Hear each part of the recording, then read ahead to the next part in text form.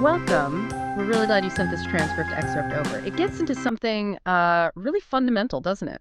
It really does. It's about how we read. Not just, picking a book, but how we actually engage with it. Yeah, how we make the ideas stick. So that's our goal here today, to Yeah. unpack these insights on turning reading from just, looking at words into something that actually builds understanding and memory. Mm-hmm. It starts with that great Francis Bacon quote, the one? Oh, yeah, about tasting, swallowing, or... Chewing and digesting, exactly. And the source asks, okay, how do you know which book is which? Right.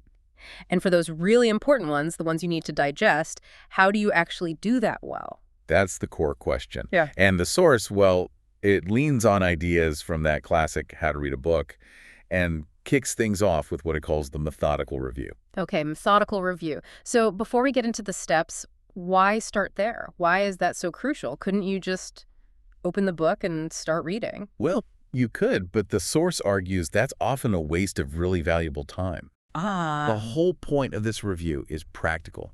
It's about figuring out and doing quickly if this book actually has what you're looking for. Is it worth your limited time? We all have those massive to-read piles, don't we? Exactly. Yeah. Endless choices. So this review, it's like your first filter. Okay, so how does it suggest we do this? What are the steps? All right, first step. Look at the title and, importantly, the subtitle. Really concentrate on them. Why the subtitle specifically? Because authors and publishers, they choose those words carefully. It signals the topic, sure, but often the specific angle or argument, too. It's a clue. Okay, title and subtitle. Makes sense. What's next? Second, read the introduction or the preface. This is usually where the author tells you what they think they've achieved, what their goal was. Sort of like their mission statement for the book. Kinda, yeah. Glimpse into their intent. Third, and this one's really important, according to the source, you examine the table of contents. The contents page. Yeah, but really examine it. The source calls it understanding the book's architecture. Architecture. Like the structure. Exactly. It shows you the skeleton of their argument, how they've organized their thoughts. The source mentions Daniel Pink's book, When, Right. as an example. Right. Just looking at its table of contents, you see parts about the day, then beginning and middle, then sinking. You immediately get how he structured the whole thing. Okay, so the table of contents reveals the plan. Pretty much. And finally, look at the other bits, chapter summaries, if they exist. Skim the index. The index, really? Yeah. What names or key terms keep popping up? Also, the bibliography or list of sources, who are they leaning on, and even the publisher's blurb on the back. All clues. So it's like developing a knack, a trained eye, as the source puts it, for spotting the core message just from these structural bits and pieces. Precisely. It's a quick diagnostic. You're not reading the whole thing yet, just reading about it and its framework. And then you decide. Then you decide. And the source is pretty direct here. If after this quick look, the book doesn't seem to have what you need or the way it's laid out just doesn't give you confidence, Yeah. the advice is kiss the book right there and goodbye. Huh. Just like that. Just like that. Put it Yeah. down. There are plenty of other books that might be a better fit for your question or your time. That's actually really freeing, isn't it? The idea that deciding not to read something is a key part of reading effectively. It absolutely is. Okay, so let's say you've done the methodical review. The book makes the cut. It seems worth the effort, worth chewing on. What's next? How do we move from sizing it up to actually, digesting it? Right. So this is where the source brings in active reading.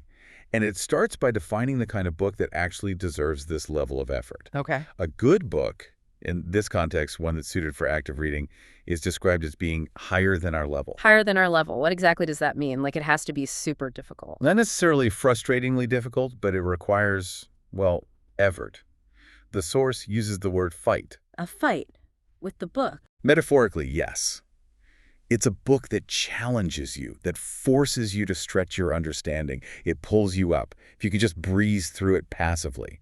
The source has this funny line about lying down like that and air your pants. Okay. Meaning, if you're totally relaxed, putting in zero mental effort, you're probably not learning much from that book. The ones that make you work, maybe even feel a bit like your skin is peeled as you grapple with it, those are the ones where the real understanding happens. Gotcha. So active reading is inherently challenging. It's a mental workout. That's a great way to put it, a workout. Yeah. And because it's a challenge, you naturally pay more attention. So how do you do it? What are the techniques? Well, the source lists several practical things. It's about making the book yours. entering into a conversation with it. Okay. So that means taking notes, underlining sentences that strike you, marking pages, maybe just a star in the margin for something crucial. Simple stuff, but making it interactive. Exactly. It also mentions actively looking for keywords and, importantly, writing down questions that the book sparks in your mind and then noting the answers you find as you read on. Ah, so it's a two-way street. Yes. And the source really advocates for that old school practice of writing in the margins, actually interacting with the text physically. So you're not just highlighting passively, you're maybe arguing back, asking questions, making connections right there on the page. That's the idea. And the source emphasizes you need a sharp and focused mind for this. You can't be half asleep. You need to be ready, almost poised, pen in hand, to capture a thought or question instantly. No lounging allowed if you want to actively read. Not if you really want to digest it, no. It demands real engagement. Okay, so we've selected carefully, we're engaging actively. What comes after that? Well, building on active reading, the source introduces analytical reading.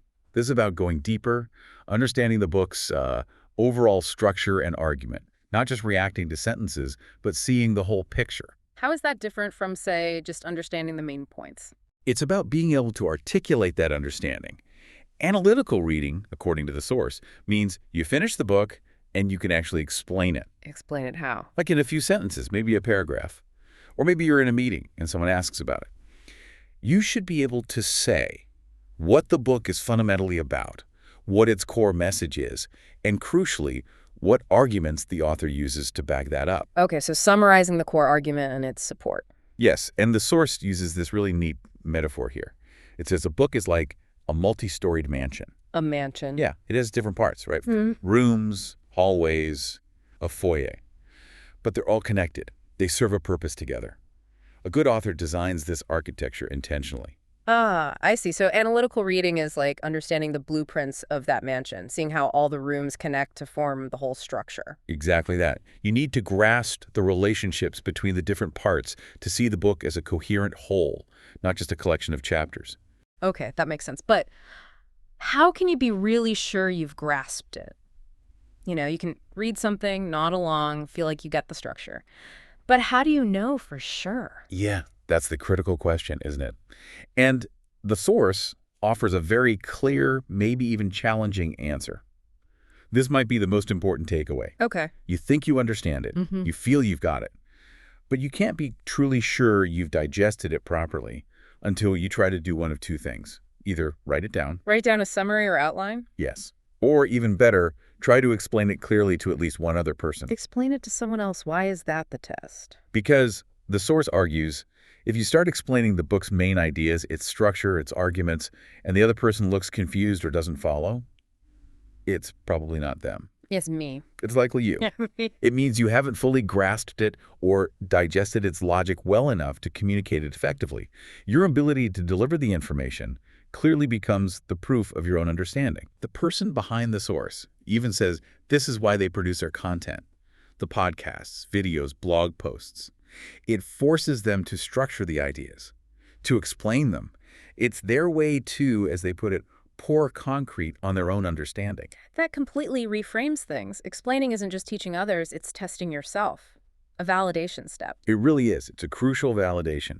And then there's one final layer the source adds. Oh, even after all that? Yeah, because even if you understand it perfectly, right after reading and explaining it, that knowledge isn't necessarily permanent. Right. Things fade. Things fade. So the source suggests a kind of recipe for success, for long-term retention. What's the recipe? You have to go back, maybe after some time has passed, and try to redeliver what you learned.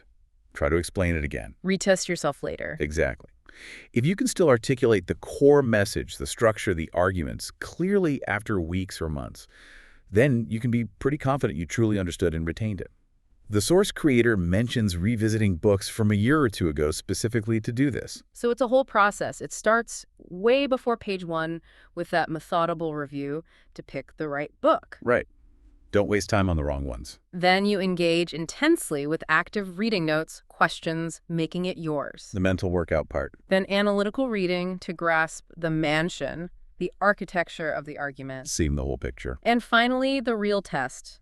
explaining it, maybe even re-explaining it later to truly solidify it and prove you've got it. That really sums up the approach from the source material. It's a journey from selection to deep understanding and making it stick. And for you listening, these aren't just abstract ideas. Think about applying this. This is a practical way to stop just letting words wash over you and start really engaging with, understanding, and actually remembering the important stuff from the books and articles you choose to read.